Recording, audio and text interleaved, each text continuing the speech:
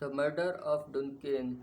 Later that night, when the guests were in bed and the castle was quiet, Lady Macbeth went to the king's room. She gave the drugged squash to the guards, and they soon fell asleep. She took their dagers and placed them where Macbeth would find them. Lady Macbeth felt brave enough to kill Duncan herself and went into his room. However, when she saw the king lying on his bed asleep, he looked like her dead father, and she could not do anything to harm him. She returned to her room and waited for her husband to go and do the deed. And do the deed.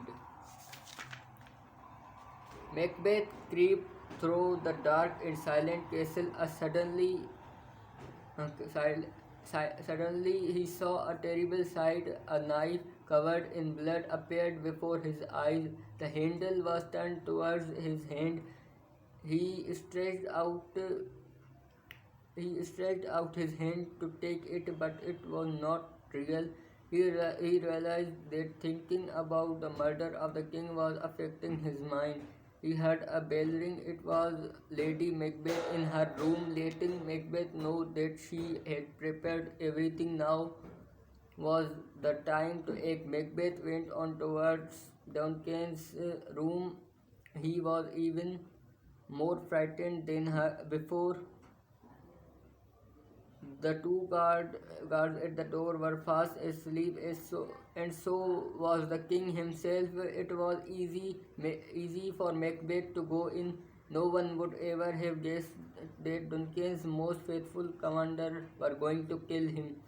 It did not take Macbeth more than a few seconds to do the awful deed. After killing Duncan, as Macbeth moved back towards the door, he heard one of the guards laughing in his sleep. The other servant cried out murder, but he too was asleep and only dreaming. Then they both woke up, but they did not see Macbeth there, and they did not know that anything was wrong.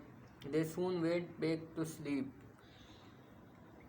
In her room, Lady Macbeth waited anxiously for her husband to return. She listened to every sound, and where she heard some noises coming from the king's room. She thought Macbeth had failed, but at that moment he returned and told her he had done the terrible deed. Although he had killed the king, Macbeth was a very frightened man. He knew his peace and happiness had been destroyed ever by that crime. He was very shocked and dared not to think about what he had done. He told his wife he thought he could hear a noise shouting out, "Sleep no more." Macbeth shall sleep no more because he has murdered innocent sleep. His wife scolded him for his weakness and for bringing the guards' daggers back from Duncan's room. They were covered in blood.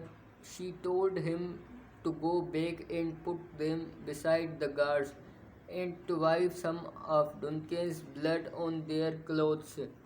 Then everyone would think they were the murderers. Macbeth did not dare to go back and see what he had done. So Lady Macbeth went instead. Macbeth could not rest. His mind was full of wild thoughts and fears. Every noise he heard frightened him. He kept on staring at his hands, which were be clean again. He thought there could not be enough water in all the seas to wash that blood away. Instead, he thought the blood on his hands would turn the green seas red. Lady Macbeth returned. Her hands were now covered with blood too, but she told her husband, "A little water will clear away this deed." How easy it is then. She told him to go to bed as if nothing had happened. People would be suspicious if they were found awake and dressed in the middle of the night.